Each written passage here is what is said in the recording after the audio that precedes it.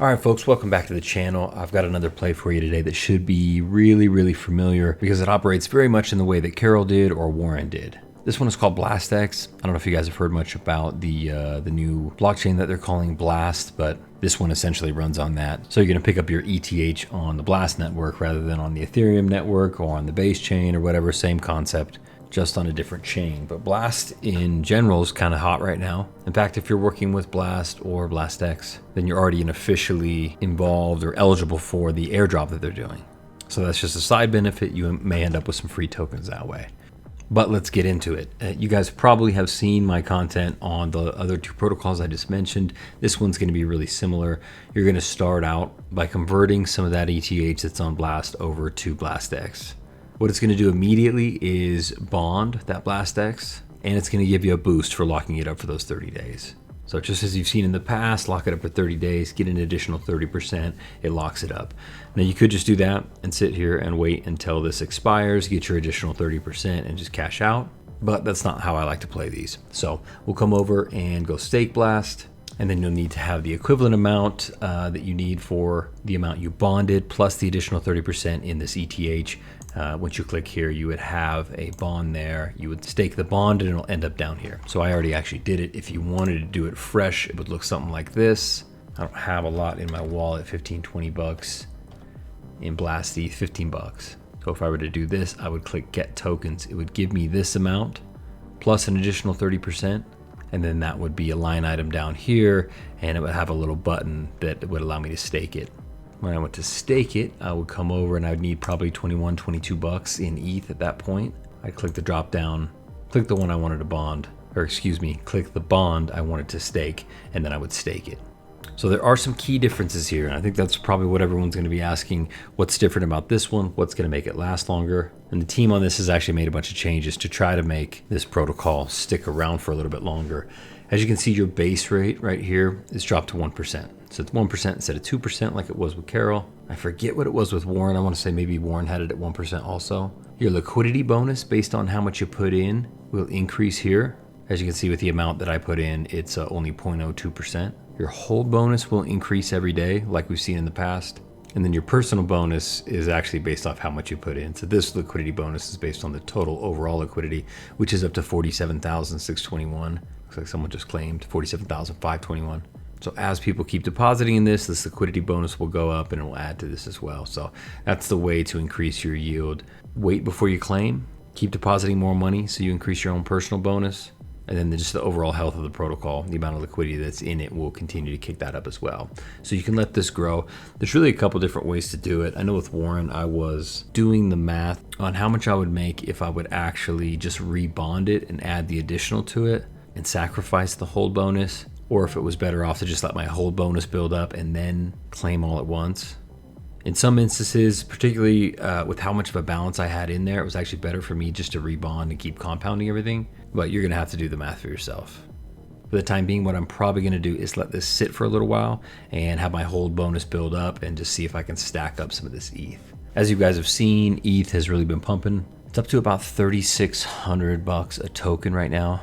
And I need a good ETH printer because I'm actually still compiling a bunch of funds that I want to put over in on the SwapX to make sure I get all my NFTs and everything. I think I've compiled enough already to get my own personal NFTs, but the boys and I have decided that we want to put our personal funds into like a Foodtopian pool. That way Foodtopian has an additional revenue source.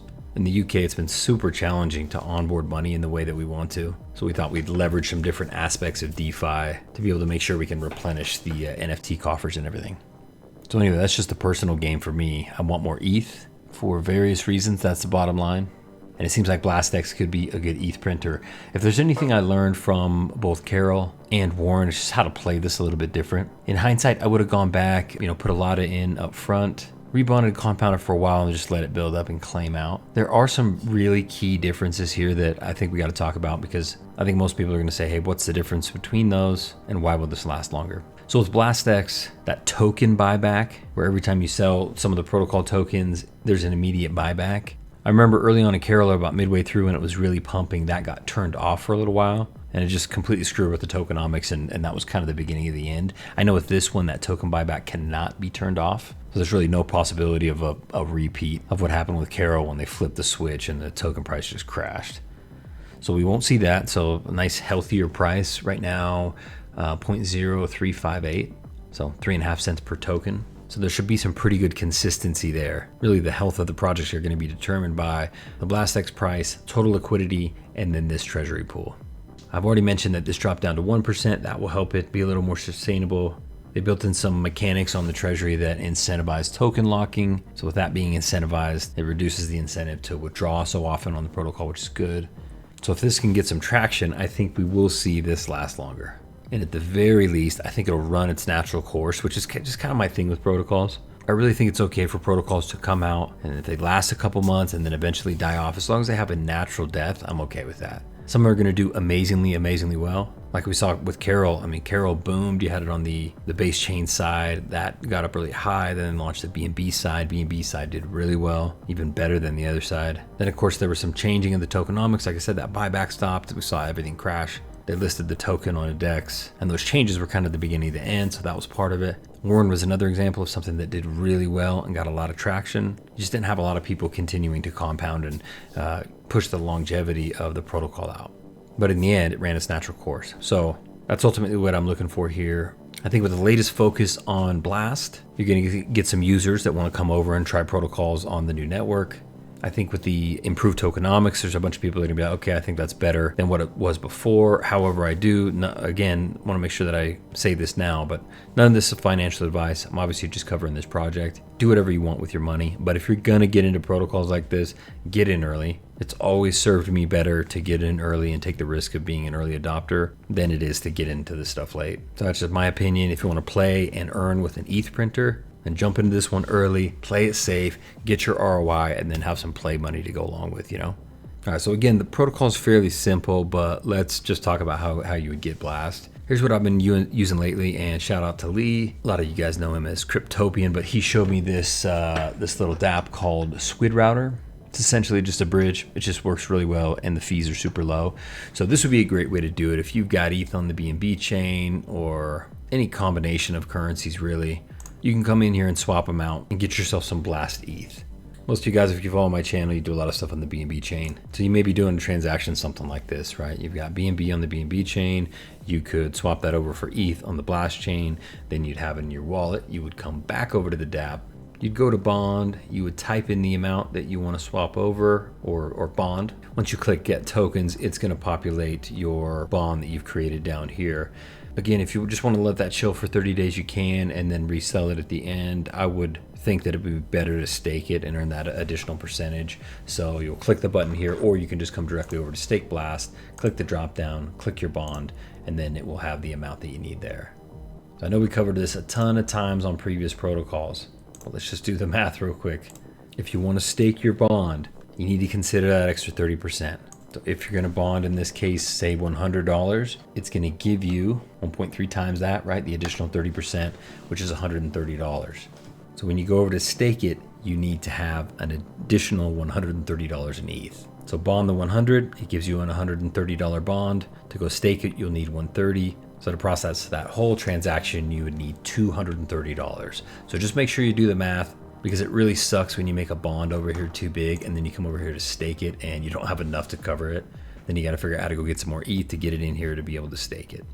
Once you've done that, it's kind of set it and forget it. This thing's just going to do its thing. Max staking income is only 150%. So you're going to only be able to get in 1.5 times what you initially put in down here. Once that expires, you can do a restake or rebond. Every different stake that you create is going to get its own 1.5x. So just be aware of that. This eventually will burn itself out. Your stake will expire, and then you got to take an action. You're either going to need to sell, rebond, restake, whatever you need to do. You can go to the treasury. Treasury is just going to show you all the analytics here of where the money's sitting. You've got the BlastX chart. All right, as you can see, this just launched a couple days ago, so it is moving now. We settled in around 3.5 cents. There's also an incentive program if you want to invite people to your team. I'm pretty sure there's a way, yeah, right here. So there's got to be a way for me to set my referral kickback. Let's figure out how to do this real quick. Let me try. What do we think? 30%? Set referral kickback? Yeah, let's go back and redo this. Let's say 50%. I like 50-50. set referral kickback, and let's confirm it on the ledger, and we're in good shape. So if you decide to jump into this one, join my team, it's automatically gonna kick you back 50% of whatever referral fee is.